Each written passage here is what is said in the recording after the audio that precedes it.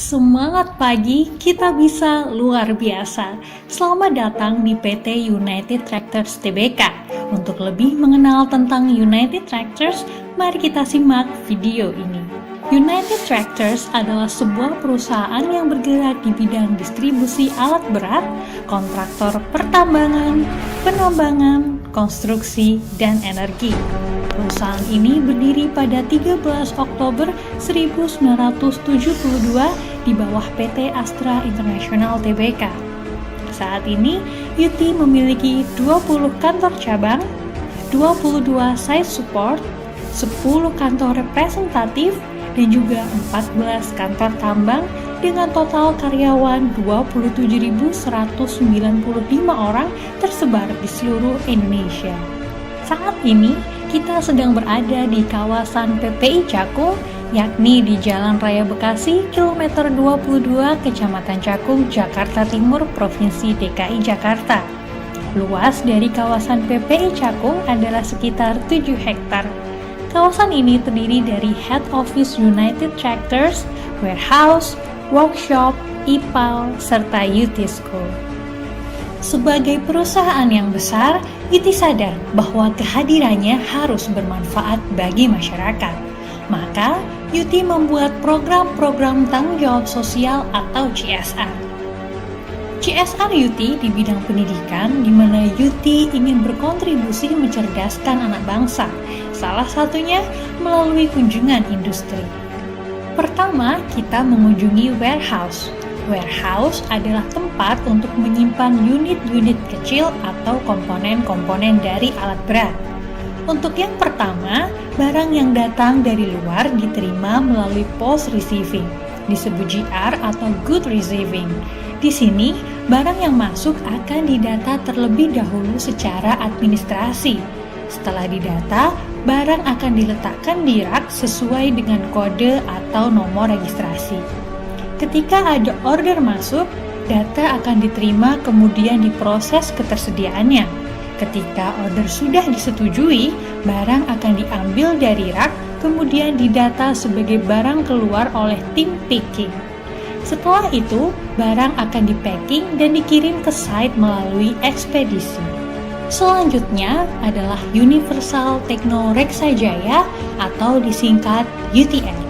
UTR adalah salah satu anak usaha UT di mana bertugas untuk melakukan perbaikan atau servis terhadap mesin-mesin dari unit alat berat. Ketika komponen atau unit masuk, ruangan inilah yang akan disinggahi. Di ruangan ini akan dilakukan pendataan terhadap semua komponen yang baru datang. Dicek semua, mulai dari historical kerusakan, menentukan jenis unit, jenis engine, serta medan kerja unit.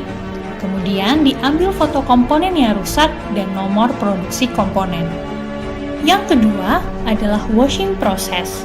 Ruangan ini digunakan untuk mencuci komponen sebersih-bersihnya dari kotoran dan lumpur, sehingga akan lebih mudah dalam melihat kerusakan. Di sini, mesin akan dibongkar, kemudian didata ulang kerusakan yang ada, dilakukan pengukuran, dan kemudian diberi anti karat untuk selanjutnya disimpan selagi menunggu giliran perbaikan. Ruangan ini khusus untuk pembongkaran komponen hidrolik. Dikhususkan karena komponen hidrolik butuh penanganan yang berbeda. Untuk traksi motor khusus kereta api, di sini adalah tempat pembongkarannya.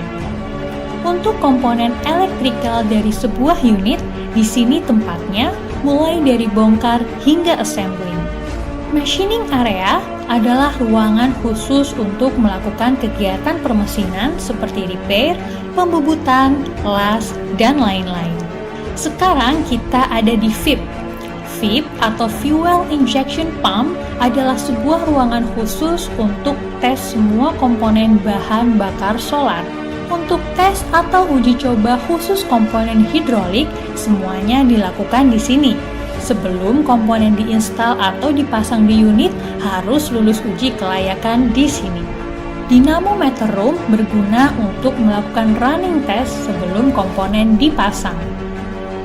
Setelah semuanya selesai, hal terakhir yang harus dilakukan adalah painting atau mengecat ulang komponen beserta unitnya.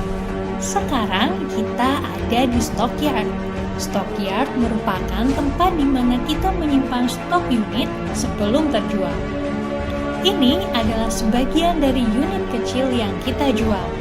Sebagian unit itu adalah Bomac MPH 122 yang digunakan untuk mengaspal jalan, Bomac BW 141 untuk menghaluskan aspal, Bomac BW 219D untuk memecah batu dan meratakan tanah gambut, serta Komatsu Bulldozer 155A untuk mendorong material dan menarik beban. Selanjutnya, tempat pengolahan limbah.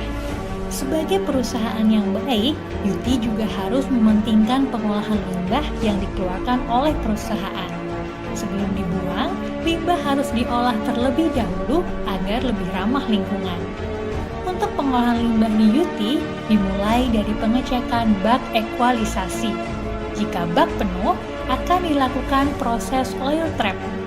Prosesnya dimulai dengan menyalakan panel, pompa dosing 1 dan 2, serta menyalakan mesin agitator untuk pengisian bahan kimia. Pengisian bahan kimia terdiri dari flokulan dan koagulan. Air limbah tersebut kemudian dialirkan ke bak sedimen untuk mengendapkan lumpur dan juga bak filter untuk mengeluarkan air bersihnya. Setelah semua proses pengolahan tersebut, air limbah harus dicek di laboratorium terlebih dahulu sebelum dibuang ke sungai untuk memastikan pH sesuai dengan lingkungan sungai. Karena lingkungan kerja di Yuti beresiko tinggi, maka sistem keamanan juga memiliki standar. Untuk itu, Yuti membuat sebuah safety center yang berisi tentang informasi, kesehatan, dan keselamatan kerja. Safety Center merupakan tempat edukasi, informasi, dan komunikasi terkait dengan lingkungan, keselamatan, dan kesehatan kerja. Di dalam Safety Center terdapat berbagai macam simulasi terkait dengan bahaya yang ada di area kerja. Salah satunya adalah pengenalan terkait dengan alat pelindung diri.